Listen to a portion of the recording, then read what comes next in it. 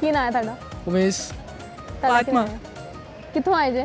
कराची तो अच्छा कराची तो आए हो जी। तो कैसा लग रहा है इत्थे आके लाहौर? और माशाल्लाह बहुत मज़ा आ रहा है। पहली बार आए हो या आंदे रहंदे हो? नहीं वैसे आता रहता हूँ यहाँ आया हम लोग का यहाँ पे विजिट फर्स्ट टाइम है। जू वगैरह हम लोगों ने पहले देखा। अच्छा जू अच्छा में विजिट फर्स्ट अच्छा मेरा दोस्त ਤੁਹਾਨੂੰ ਪੰਜਾਬੀ ਨਹੀਂ ਆਉਂਦੀ? नहीं ਕਿਉਂ ਸਿੱਖੀ ਨਹੀਂ? ਤੁਸੀਂ ਪੰਜਾਬੀ ਸਬਜੈਕਟ ਨਹੀਂ ਰੱਖਿਆ ਕਦੀ? हम सिंधी जबान बोलते ਅੱਛਾ ਸਿੰਧੀ ਜ਼ੁਬਾਨ ਬੋਲਦੇ, ਚਲੋ ਸਿੰਧੀ ਚ ਮੈਨੂੰ ਕੋਈ ਗਾਣਾ ਸੁਣਾ ਦਿਓ। हो नहीं है। ਚਲੋ ਤੁਸੀਂ ਗਾਣਾ ਸੁਣਾ ਦਿਓ नहीं मुझे गाना ਸਿੰਧ ਵਾਲਾ। ਅੱਛਾ ਚਲੋ ਤਾਂ ਉਦੋਂ ਤੱਕ ਮੈਂ ਤੁਹਾਡੇ ਕੋਲੋਂ ਸਵਾਲ ਕਰ ਲੈਣੀ। ਮੈਨੂੰ ਇਹ ਦੱਸੋ ਉਹ ਕਿਹੜੀ ਸ਼ੈ ਵੇ ਜਿਹੜੀ ਬੋਲਦੀ ਨਹੀਂ ਲੇਕਿਨ ਹਰ ਸਵਾਲ ਦਾ ਜਵਾਬ ਦਿੰਦੀ ਹੈ?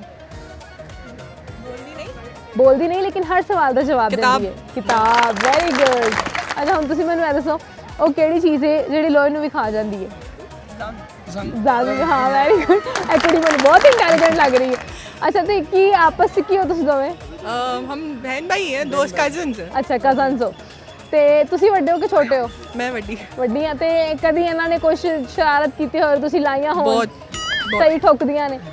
ਅੱਛਾ ਤੁਸੀਂ ਕੋਈ ਗਾਣਾ ਜਾਂ ਸ਼ੇਰ ਸੁਣਾ ਦਿਓ। नहीं ऐसा कोई शेर गाना ਨਹੀਂ नहीं ਆਦਾ आता। ਤੁਹਾਨੂੰ ਯਾਦ ਆਇਆ? नहीं ਸੁਣਾ ਦਿਓ ਕੋਈ।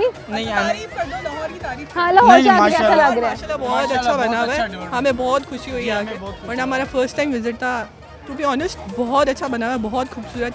हर चीज़, रोड, जगह, मतलब इवन बारिश हुई है पता भी नहीं चला। और सीधी बहुत सीधी हो। बहुत बहुत अच्छा लगा हम लोग को यहाँ पर आके। ਮਾਸ਼ਾਅੱਲਾ मेरा ਮਾਸ਼ਾਅੱਲਾ। फर्स्ट विजिट है पर मुझे बहुत अच्छा लगा टू बी ऑनेस्ट। ਅੱਛਾ ਅੱਛਾ ਤੁਸੀਂ ਮੈਨੂੰ ਇਹ ਦੱਸੋ ਤੁਹਾਡਾ ਵਿਆਹ ਹੋਇਆ? ਅੱਗੇ ਹੋਇਓ ਥੋੜੇ ਜਿਹੇ ਅੱਗੇ ਹੋਇਓ, ਬੜੀ ਸੀਰੀਅਸ ਗੱਲ ਹੋ ਰਹੀ ਹੋਇਆ नहीं ब्याह नहीं हुआ है। ਤੇ ਕਰਾਣਾ? नहीं और नहीं कराना। ਕਿਉਂ ਹੁਣ ਕਿਉਂ ਨਹੀਂ ਕਰਾਣਾ? ਐਸਾ ਕੀ ਹੋ ਗਿਆ ਹੁਣ? अभी तो घूमना है, अभी तो टाइम है। ਫਿਰ ਵੀ ਕਿੰਨਾ ਕੁ ਟਾਈਮ ਹੈ? अभी ਮੁੰਡੇ देखते ਕਿਉਂ हैं। ਕਰਦੇ ਨੇ ਵਿਆਹ ਇੰਨਾ ਲੇਟ? ਮੇਰੀ ਸਮਝੋ ਬਾਹਰ ਹੈ।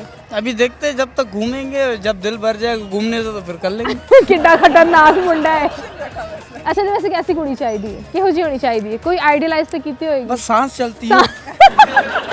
ਕੁੜੀ ਹੋਏ ਤੇ ਜ਼ਿੰਦਾ ਹੋਏ। ਚਲੋ ਜੀ ਬਹੁਤ ਸ਼ੁਕਰੀਆ ਬਹੁਤ ਸ਼ੁਕਰੀਆ।